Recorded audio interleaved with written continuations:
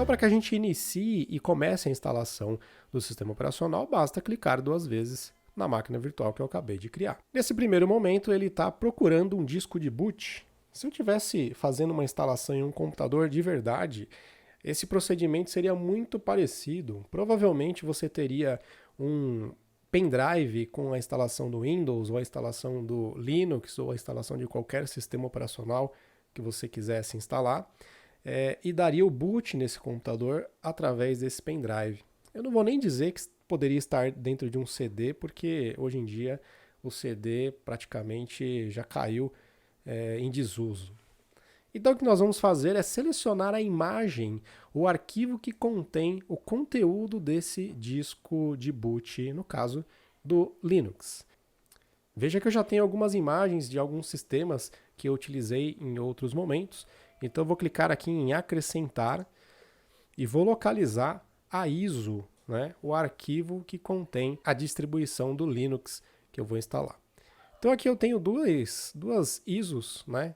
Eu tenho uma distribuição do Linux Mint e tenho uma distribuição do Linux Ubuntu, a versão 20.4. Clico 2 vezes nesse arquivo com a extensão .iso, tá? E selecionado eu posso clicar em escolher, tá? A partir desse ponto eu já consigo iniciar e a minha máquina vai dar boot a partir dessa imagem. Prontinho, ele acabou de finalizar a inicialização através da ISO do Linux, tá? E, bom, alguns avisos, né? Para quem não sabe o que é uma ISO, né? Esse arquivo com a extensão .iso, ele é um arquivo que contém todas as informações que estariam dentro de um CD de instalação do sistema operacional. Então ele cria uma imagem desse CD e coloca dentro de um único arquivo. É possível a gente fazer uma simulação de um drive de CD virtual, né, utilizando essa ISO, como se a gente estivesse inserindo um CD físico, porém simplesmente inserindo um arquivo para simular um CD, um drive de CD, uma unidade de disco óptico, ou simplesmente utilizar ele como um arquivo para ser uma base de instalação de um sistema em uma máquina virtual, tá? Você pode se perguntar, mas onde que eu localizo um arquivo como esse, né, uma ISO para instalação de um sistema operacional? Então o que nós podemos fazer é novamente acessarmos o nosso navegador. Eu vou abrir aqui uma aba no meu navegador e vou, por exemplo, localizar aqui, buscar o site do Ubuntu. Então veja, Linux é um tipo de sistema operacional, vamos dizer assim, né? Assim como é o Windows, né? Existem várias versões do Windows, assim como também existem várias versões de Linux. Na verdade, em Linux a gente nem fala muito em versões de Linux, mas sim de distribuições de Linux. Como ele é um sistema operacional de código aberto, muitas pessoas podem fazer o download dos arquivos de código e compilar novas versões e dar nomes diferentes e personalizar essas versões de acordo com as suas necessidades. Então nós temos aqui o Ubuntu, que é uma distribuição. Essa distribuição tem várias versões. Normalmente elas são lançadas em meados de abril e outubro de cada ano. Então, por exemplo, essa versão que eu instalei é a 20.4, provavelmente porque ela foi lançada em 2020 e no mês 4. Tá? Então eu cliquei aqui na seção de download e a gente já tem aqui um link para fazer download da versão desktop do Ubuntu. Tá? Não é interessante para a gente as versões server ou as versões para cloud ou IoT, porque não faz parte do nosso ramo de atividade. Mas a versão desktop é mais do que suficiente. E é exatamente a mesma que eu baixei, que eu estou fazendo a instalação agora. Então, quando você clicar nesse link aqui para download, ele vai baixar um arquivo com a extensão .iso, ou seja, a imagem de um CD de instalação, de um CD, de um DVD de instalação. Uma outra coisa interessante também é que se você quiser fazer uma instalação no seu sistema nativo, né, no seu computador de verdade desse Linux, você pode pegar esse arquivo .iso que você baixou, né? Então eu tenho aqui as duas distribuições que eu baixei com a extensão .iso. Eu posso abrir com algum software de compactação de arquivos. Por exemplo, eu tenho o 7-zip aqui instalado no meu computador. Então eu posso simplesmente abrir esse arquivo ISO utilizando o 7-zip e descompactar ele exatamente do jeito que ele está em um pendrive. Então eu formato um pendrive que tenha a capacidade aí de armazenar todas essas informações, né? Aproximadamente aí uns 4 GB, acho que uns 8 GB é mais adequado. E eu simplesmente seleciono todos esses arquivos que estão contidos nesse arquivo .iso e jogo dentro do meu pendrive, na raiz do meu pendrive. E configuro o meu computador para que ele inicie, para que ele dê o boot pelo pendrive e eu consigo fazer a instalação do Linux. Esse mesmo procedimento vale para Windows também e para outros sistemas operacionais. Basta que você faça o download desse arquivo .iso, que inclusive a Microsoft também distribui nas versões de Windows. Voltando então para a nossa máquina virtual, né? Repare então que eu posso aumentar a tela aqui, né? Deixar em tela cheia a tela da virtualização, tá? A minha máquina virtual ainda não sabe qual o tamanho do meu monitor, portanto, ela definiu uma área de trabalho bem pequenininha, que ela está com uma resolução baixa. Não tem problema, nós podemos fazer a alteração dessa resolução posteriormente, depois que a máquina estiver em funcionamento. Então eu posso, nesse primeiro momento aqui, fazer as configurações básicas. Eu posso escolher a língua do sistema de instalação, tá? Então eu vou escolher aqui português do Brasil. Repare que nós temos duas opções. Uma opção para experimentar o Ubuntu e uma opção para instalar o Ubuntu. Esse experimentar o Ubuntu serve para que você simplesmente carregue o sistema operacional sem instalar ele nessa máquina virtual. Isso a gente pode utilizar para testar um sistema. Se você não quiser instalar, por exemplo, na sua máquina de verdade, você pode dar o boot desse sistema pelo pendrive, da forma como eu falei anteriormente, e quando iniciar esse sistema, em vez de instalar, você clica nessa opção de experimentar. Ele não vai apagar o seu HD, porque você não vai instalar no seu HD, ele vai carregar o sistema a partir do pendrive, vai demandar bastante memória RAM, porém é uma possibilidade de você fazer o teste desse sistema operacional. Nosso objetivo aqui é fazer a instalação, então eu vou clicar em instalar Ubuntu.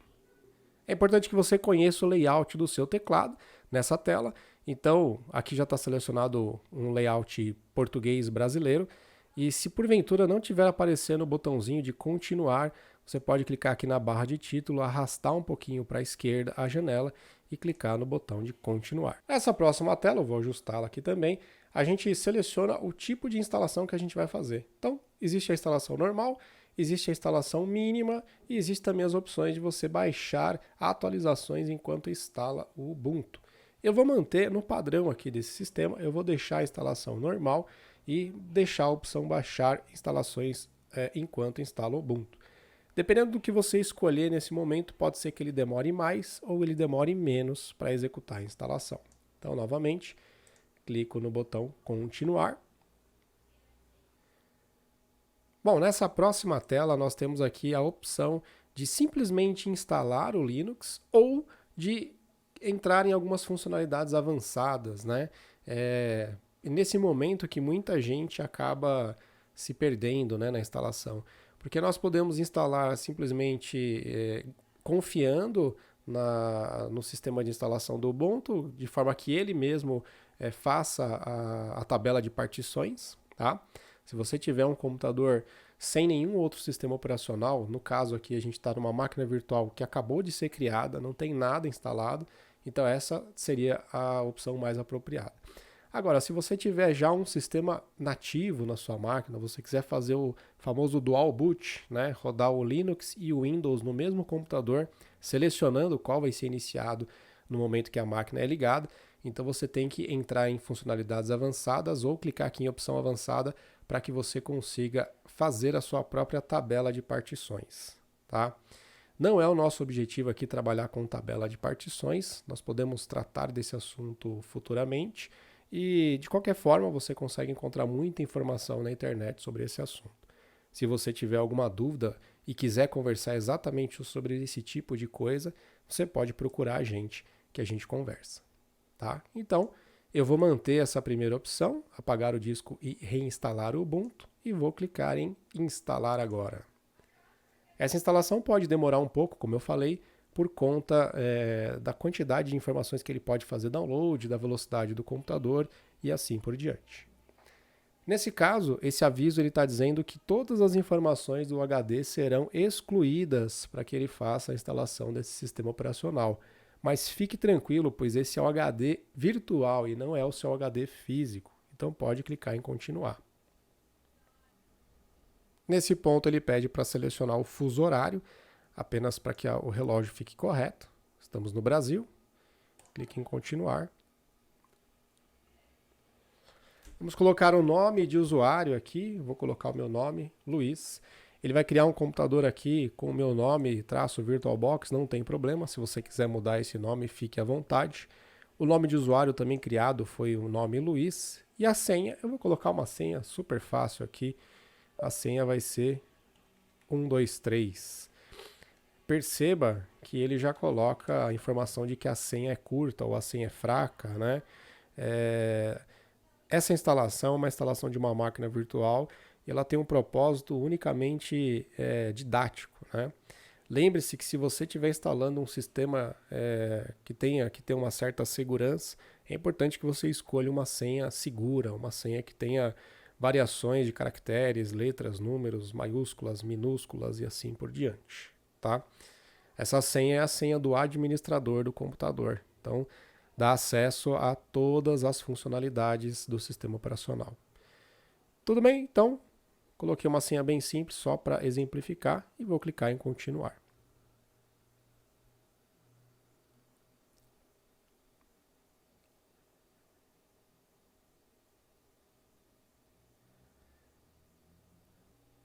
Finalizada a instalação, dependendo do computador que você estiver utilizando, pode ser que demore mais ou pode ser que demore menos. Aqui eu adiantei a gravação, né? Então por isso que foi bem rapidinho. Então eu vou clicar em reiniciar agora e esperar mais um pouquinho para ele reiniciar essa máquina virtual.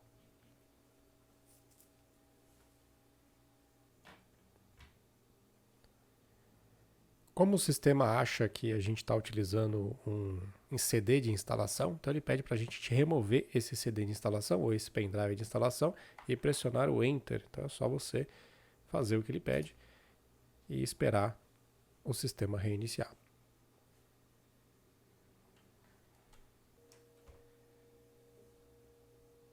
Após então reiniciar o sistema, então a gente tem essa tela de login, tá?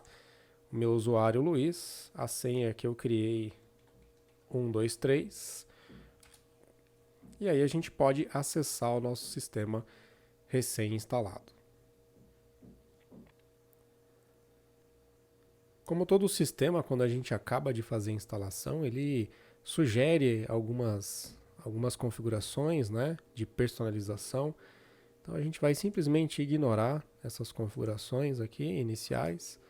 Inclusive ele sugere a instalação de alguns aplicativos, né? Dá para você perceber que existem vários programas que têm versão para Linux, né? Muitos deles surgiram no Linux e hoje tem versão para Windows. Então é um sistema bem interessante. Quem não conhece, recomendo que invista um tempinho de vez em quando em acessar, né, esse sistema operacional, esse e outras distribuições que você puder instalar. E para o propósito do nosso curso, né, para nós desenvolvedores aí web, é interessante esse conceito de virtualização, porque a gente pode simular o computador do nosso cliente ou da pessoa que vai acessar os nossos serviços, né?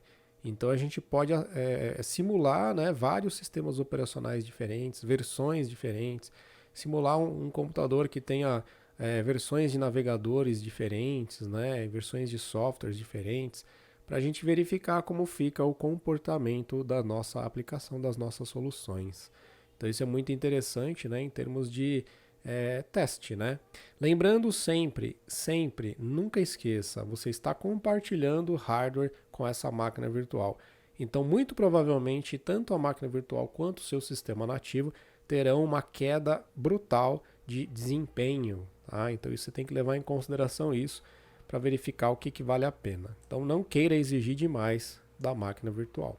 Bom, como a gente está conectado na internet, o meu sistema já identificou a minha conexão, né? Ele identificou que existem atualizações para esse sistema operacional. Eu não quero fazer essas atualizações. Vou clicar para lembrar mais tarde. E para a gente finalizar o nosso processo aqui de configuração da nossa máquina virtual, nós vamos clicar aqui no menu Dispositivos e clicar nessa opção Inserir imagem de CD dos adicionais para convidado. Tá? O que a gente vai fazer? A gente vai dizer para a nossa máquina virtual, a gente vai carregar na nossa máquina virtual mais informações sobre a máquina nativa, para a nossa máquina real. E a gente vai conseguir, inclusive, fazer uma configuração mais eficiente do vídeo, das questões gráficas, áudio, enfim, algumas configurações personalizadas de acordo com o que a gente tem disponível na nossa máquina nativa. Então ele já identificou que foi inserida uma mídia com algumas aplicações novas. Tá? Eu vou clicar em executar.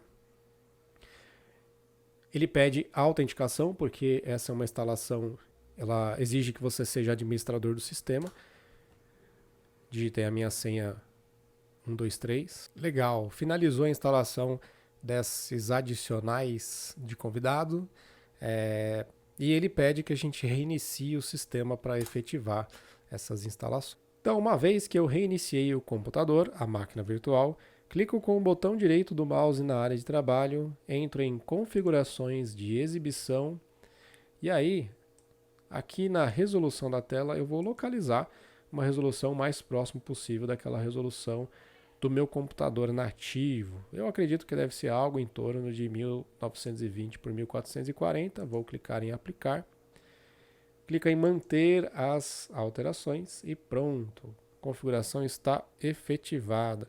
O que nós podemos fazer agora é clicar em visualizar, modo tela cheia. Para a gente sair do modo tela cheia, a gente já pode pressionar a tecla o Ctrl direito, Right Control, e mais a letra F, para a gente conseguir visualizar o menu de opções. Então, vou clicar em trocar. Minha área de trabalho agora foi preenchida com a minha máquina virtual. Nem parece mais que eu estou utilizando o Windows. Então, aqui a gente finaliza as nossas configurações. Então, para sair daqui, Ctrl direito do meu teclado, tecla F, ele tira do modo tela cheia para a gente conseguir mexer aqui na janelinha. Se eu quiser desligar essa máquina virtual, venho aqui no menu Arquivo e Fechar. Ele me dá 3 opções. A opção de salvar o estado da máquina e simplesmente desligar, né? Enviar o sinal de desligamento ou simplesmente desligar a máquina. Salvar o estado da máquina serve para que a gente mantenha exatamente os arquivos, programas e projetos que eu estava utilizando na minha máquina virtual. Quando eu abrir ela novamente, ele vai carregar exatamente da onde eu parei. Então ele salva exatamente o estado. É como se fosse um notebook que você simplesmente abaixa a tampa do notebook e depois de alguns dias abre ele de novo para continuar mexendo nos seus programas. Então vou clicar em desligar e finalizado.